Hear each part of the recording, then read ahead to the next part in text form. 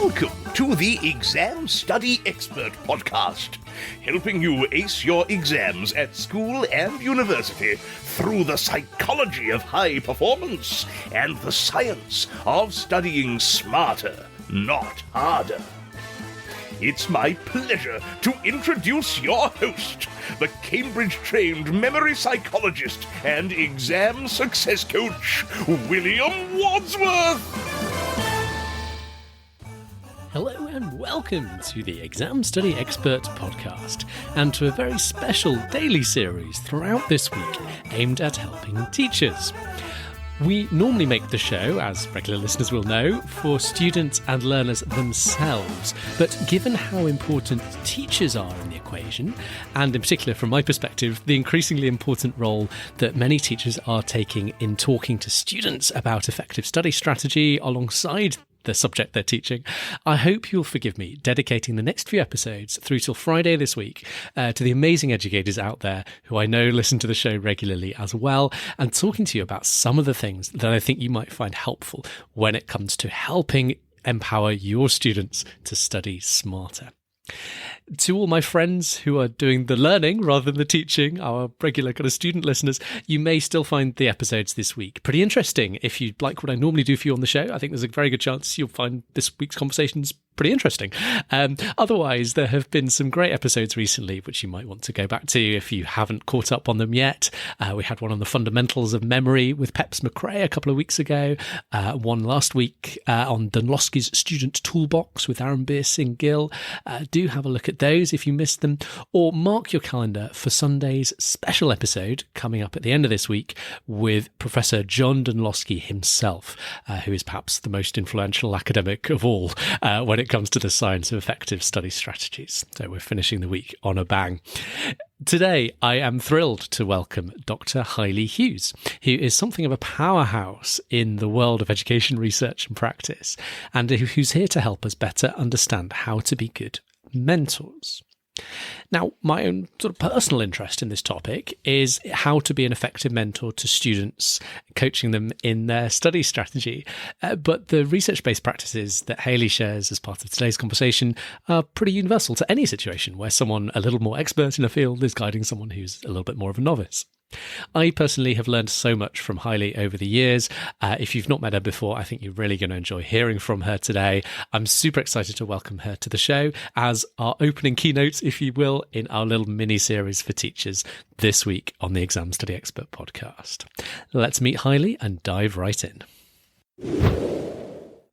Hi, really great to be here. I'm Haili Hughes. I am crazy enough to have two full-time jobs. I should say, first of all, that I was a teacher for the best part of 20 years. I taught English in several secondary schools and absolutely loved it and miss it still every single day. But for the last 2 years, I've been an academic in a university. So I'm the UK's only principal lecturer in mentoring and professional development. So I hold quite a unique role that I think probably more universities will move towards, because there's a big emphasis on mentoring and teacher training now. And I also am the head of education at Iris Connect, which is a teacher professional development company. So I'm very proud to work for such a brilliant organisation there as well. So I am seconded at the Department for Education for 2 days a week.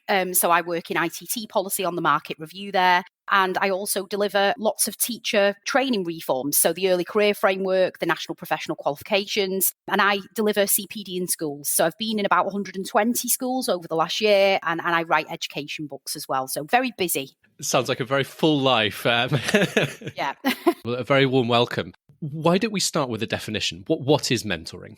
Do you know what? That's the golden question. I think traditionally mentoring was this idea of somebody who was more novice, perhaps working with somebody who was more expert. And that mentor, guided the novice. They gave them advice. Very often they used sort of wisdom, analogies, metaphors from their own experiences and practice. They had a role with modelling, for example, but it was based on relationships. Relationships is the absolute kind of bedrock of mentoring, because without that trust, without that relationship, it's actually very hard for people to accept feedback and to learn from others.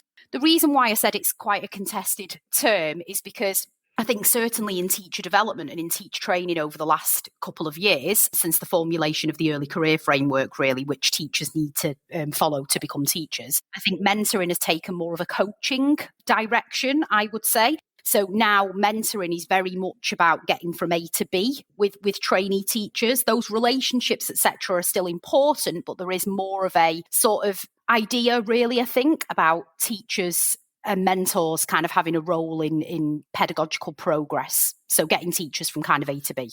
Just out of interest, by way of backstory, and I know you told me when just before we hit record that you were finishing the final few words on your PhD this morning. So yes, I wondered if just tell us a little bit about your kind of personal interest in this field. What got you interested in this field, and doing the research on it, and all the other things you've done in the first place? Well, hilariously, my PhD isn't actually about mentoring, so it's connected. So basically, I was in the classroom for a long time. By today's standard, I'd done a marathon in the classroom because, as we see from a lot of newspaper headlines, 1 in 3 teachers leave the profession before they've done 5 years. So the fact that I'd done almost, 20 was quite a feat. So essentially, I was really interested in experienced teachers in particular, because I felt like, there was a lot of kind of support being put in place, lots of financial incentives for new teachers joining the profession. But really, I had this kind of thought that I didn't think the government were looking after experienced teachers. And that seemed to be true because, we had 40,000 leave the profession last year alone, according to NFER. So everything I do, all of my books, all of my research, all of my personal interest is about experienced teachers. And that's where the sort of focus of mentoring came from, because I felt like there were a lot of teachers who were like me, who didn't want to be senior leaders in their school. They didn't want to be middle leaders. They wanted to be really brilliant classroom teachers. And mentoring other members of staff was a way of them developing others and developing their own practice that did not involve them becoming, climbing that ladder, essentially. So that's where my interest in mentoring came from. And just since we brought it up, tell us a little bit about your research, if you don't mind. Yeah, no problem at all. So I'm looking at how the professional identity of experienced teachers may have changed during the COVID-19 pandemic. So as part of that, I'm looking at sort of the experiences that teachers had. I've done lots of focus groups, interviewing teachers, and I've employed a thematic analysis. So I've looked for themes and picked them out and analysed them. And I'm looking at it through kind of a lens of a theorist called Stephen Ball, who writes a lot about education policy. So education policy is kind of a form of control, I guess, for teachers that shapes their identity. And one really interesting part of my research, because I was a national newspaper journalist before I was a teacher, so I have a keen interest in the media. One really interesting part of my research has been that I've also, as part of this process, looked at some of the headlines that were printed about teachers in the national newspapers, particularly the Daily Mail during this time, and also incorporated that into my conversations with teachers. And it's been quite eye-opening, really, to realise what a detrimental effect those headlines had, and the comments on social media from the public about the work of teachers during this time. Really interesting. Well, good luck getting the thesis over the line today. I'm going to need it, William. Seriously, I'm going to need it. Amazing. So I've got myself sidetracked. I was just curious, so forgive me. But yeah, I wonder if we could kind of come back to the sort of theme of mentoring. I've heard you describe in the past the sort of what happens, the progression we go through from being a complete novice in a particular area. For example, the skill of teaching, which I know is what you apply most of your thinking to, and progressing through to expert. Just maybe sort of unpack that process for us a little bit.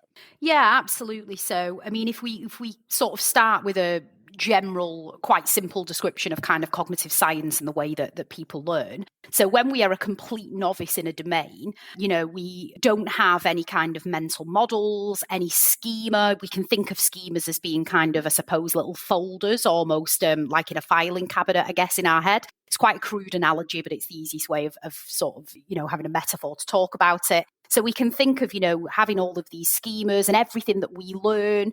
If we're going to remember it, usually it's wise to stick it to some prior learning, some prior knowledge. So we have almost little folders in our brains, these schemas. And what we can do is when we're faced with complex problems or challenges, that we can then draw from our long-term memory stores, our schemas, into our working memory, and we can use some of our prior knowledge to help us solve problems. So as we amass more knowledge about a particular subject, those schemas almost become webs. They become mental models which help us solve problems and act in certain ways. So obviously, when somebody is a complete novice teacher, I think it's very different from a lot of other jobs. Every single person has been to school. Every single person has a mental model of what they think effective teaching looks like. Really interesting, very often it might be harking back to a teacher that they particularly loved. They love the pedagogic style that they had. So they will already have sort of preconceived mental models in their mind already. Now, some of those mental models will, have effective parts in them, but teaching, like any discipline, any domain, the research moves on in education. So for example, a lot of the things that I was doing when I was training sort of 17, 18 years ago were based on kind of experiential learning, where I remember sort of teaching kids how to read poems, sitting under tables, pretending I was in, a canoe, etc. And now with research having moved on, I understand that although those are quite fun experiences for students, what's going to happen is that they'll remember the canoes, they won't remember the poems and the skills that they learn of sort of analysing the poems. So as research moves on, those sort of ideas that were once cutting edge might become debunked. They might not actually be the best instructional methods of teaching students. So when we get novice teachers, very often we have to kind of tackle and grapple and deconstruct and demystify some of those pre-existing mental models. So as people sort of, I would say that because of what we know about the science of learning, when somebody is a complete novice, like a trainee teacher, if they've not been a teaching assistant or, not worked in a school, we have lots of trainees who've been teaching assistants for 20 years. They, of course, have lots of very sophisticated schema about teaching. So we have to start at a slightly different level with those. That's why it's really important for mentors to be adaptive. So if somebody is a complete novice, we would be perhaps employing more direct instruction techniques. They don't know what they don't know. So perhaps a mentor might actually be creating a target for them based on what they've seen in the lesson. They'll be discussing that with them. Mentors might have a real job here with doing worked examples, with mental models, with sort of think out loud, making their thinking visible, lots of rehearsal and practice that's in context in the classroom and perhaps a little bit more out of it if somebody's a complete novice. And the mentor will really be the expert in this conversation. As somebody moves towards expertise, they will probably need less of a direct instruction approach.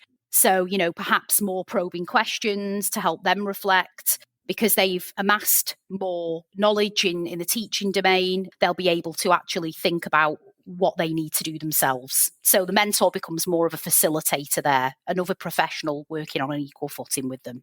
I think that's so interesting. And the first time I heard you describe that, it just sort of really got my gears turning about my own work and the role I play in helping, I guess, mentor, if you like, a lot of students in becoming better learners, helping them master the skills of effective study and revision strategy. And do you have any sort of thoughts for what, myself and others trying to play that role might bear in mind when we try to become effective mentors to students trying to learn how to learn?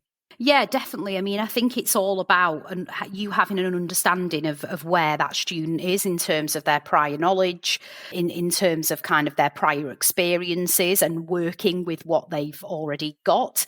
So, as I mentioned before, if we think about cognitive science, I think it's Daniel Willingham. Yeah, Willingham. So he talks about memory being the residue of thought. So if you're going to kind of unlock that prior learning in students, it's about you having a role in actually helping them retrieve that prior learning, of knowing what they've learned, of building on that.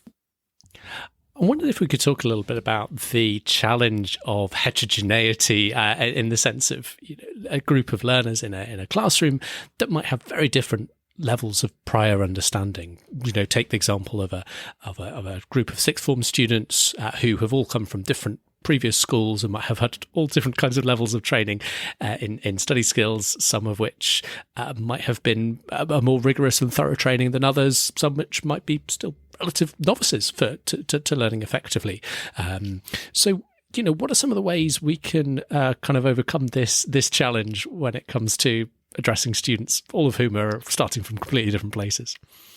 Yeah, I mean, I think to be honest, I mean, what you talk about is what teachers do every single day because, they might have a class, I over the years I was a teacher, I very often had classes of 32 students who might have been kind of labelled as top set students, if you like. And within that class, I had sort of all ability ranges from a grade 3 at GCSE to a grade 9. And, you might very often find that with setting in secondary school, because very often the setting isn't based on where the student is now, it's based on their possible targets, which obviously is quite right because we don't want to be capping students. So I guess sort of my advice there would be to go for the most challenging target and then to scaffold as appropriate, really. I think that's the best way to do it, because then what we're not doing is doing students a disservice and sort of capping them.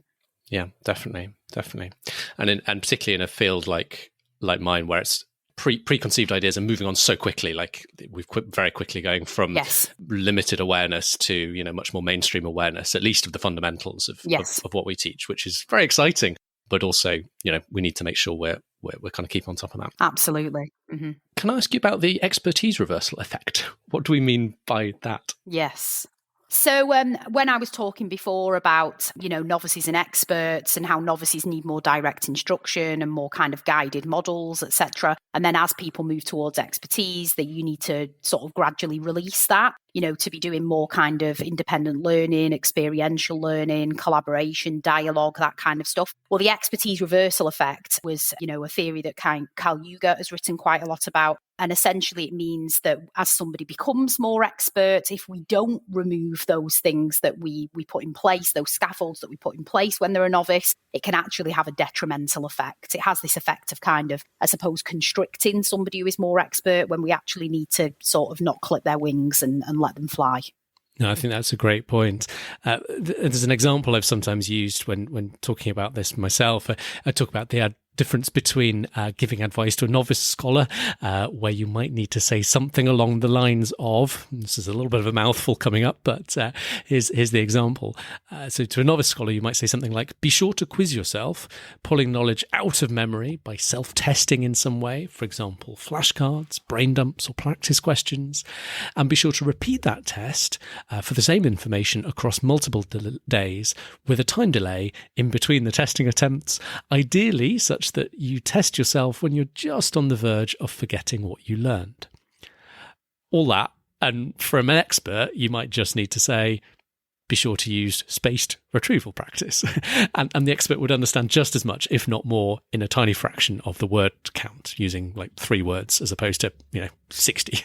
And in fact, as you were saying, giving the expert the lengthy explanation actually makes it harder for the expert and obscures the essence of what we're trying to say, impeding rather than facilitating communication.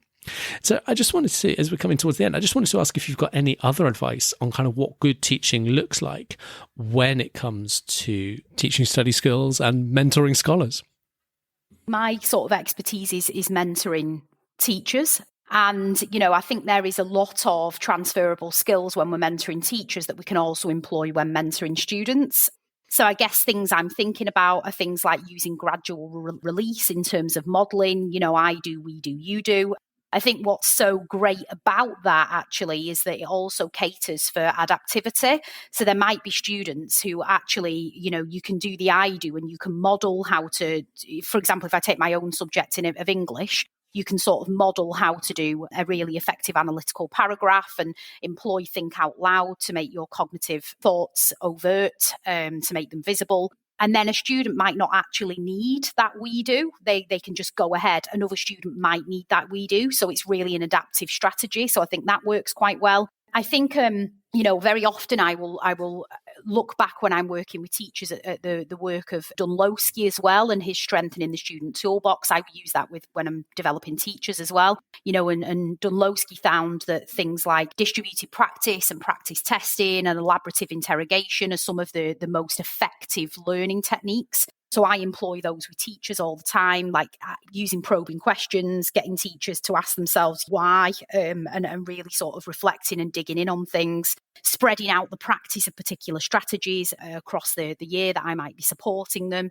And I think those are really effective things to use with students as well. Learners are learners at the end of the day, whether they're an adult or they're a child. Yeah, exactly. No, that's great advice. That's great advice.